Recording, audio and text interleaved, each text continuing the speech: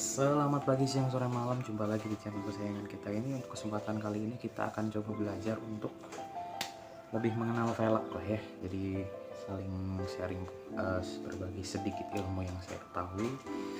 Jadi buat teman-teman yang nanti pengen ganti velg, boleh dipertimbangkan untuk hal-hal yang akan saya sebutkan ini. Yang pertama adalah baut yang pasti sering ditanyakan oleh para mekanik atau tukang velg. Biasanya PCD-nya berapa. Untuk mobil-mobil kecil seperti yang di sebelah saya ini, mobil Suzuki Vario, mobil Jazz, mobil Swift, mobil Ayla dan lain-lain, itu biasanya mobil kecil, sedan kecil juga, itu PCD-nya di 4x100. Ada juga mobil yang sedikit gede, kijang lama, itu ada di 4x114. Kijang lama, SS, Futura. Kemudian mobil-mobil gede, Accord juga ada, Accord Maestro, Accord Cielo juga ada beberapa yang menggunakan PCD 114. Kemudian untuk ada lagi yang bautnya 5, ada yang 5x114, ada yang 5x120, ada yang 5x110.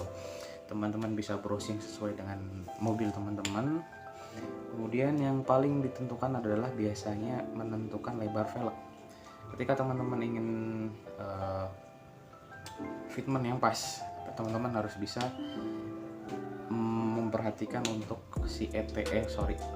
memperhatikan untuk lebar velg yang pertama. Karena velg standar itu biasanya di lebarnya 5,5, 6 sampai 6,5 yang saya tahu. Mungkin ada yang lebih lebar lagi untuk mobil-mobil besar. Kalau rata-rata mobil-mobil kecil itu biasanya di lebar tersebut. Dan selanjutnya itu harus diperhatikan juga adalah si ET atau si ibaratnya si center velg ini ya teman-teman. Jadi ada namanya ET atau offset. Jadi semakin gede offsetnya, maka si bibir atau si wajah velg, face velg ini itu akan semakin keluar. Semakin kecil ET-nya, maka si muka velg ini akan semakin ke dalam. Jadi boleh dibayangkan sama teman-teman, misalkan ET-nya 0, berarti kemungkinan si bibir atau si muka velg itu akan di daerah sini. Semakin besar angkanya, misalkan ET 40, akan semakin ke sini. Jadi buat teman-teman untuk menentukan offset itu harus benar-benar dihitung ya. Jadi sesuai kebutuhan. Ada yang mungkin mobilnya ET-nya emang kapasitasnya ET-nya kecil, ya jangan memaksakan. Biasanya untuk rata-rata mobil kecil di Indo itu biasanya di ET-nya 35-30. Ada juga beberapa velg yang ET-nya 0. Jadi mungkin velg akan tampak lebih keluar, jadi lebih celong. Cuman untuk kenyamanan, menurut saya ET paling nyaman itu di ET 35-30 sampai 42, itu paling nyaman untuk ET-nya. Kemudian yang harus diperhatikan lagi adalah centering.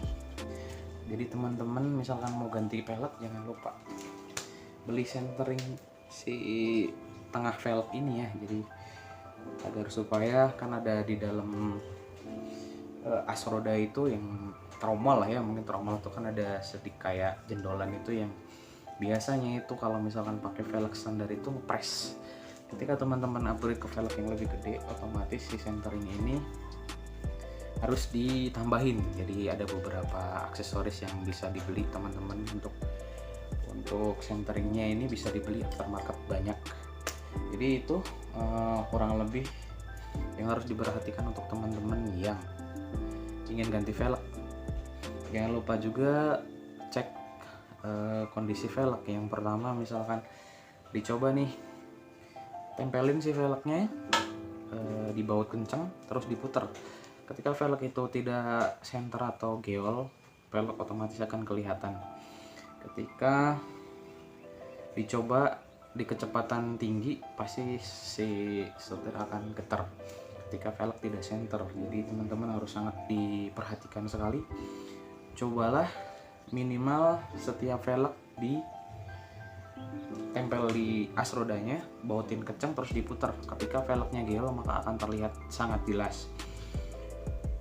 Kemudian teman-teman juga harus lihai untuk memilih yang namanya bekas repair. Jadi ada beberapa bekas repair di velg yang bisa merugikan teman-teman. Oke, begitu yang saya sampaikan. Jangan lupa like, subscribe, dan share. agar kita bahagia. Terima kasih sudah menonton.